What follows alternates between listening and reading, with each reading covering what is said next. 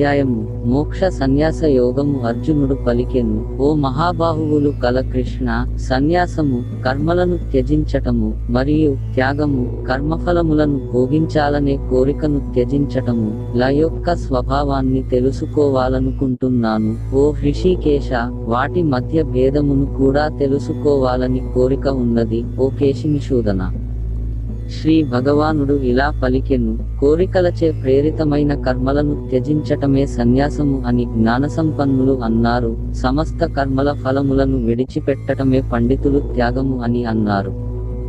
కొంతమంది విద్వాంసులు కర్మలు అన్నీయూ దోషభూయిష్టమైనవి అని, వాటిని విడిచిపెట్టాలి అంటారు. అదే సమయంలో మరికొంతమంది యజ్ఞములు, దానములు మరియు తపస్సులను ఎన్నడూ విడిచిపెట్టవద్దు అంటారు.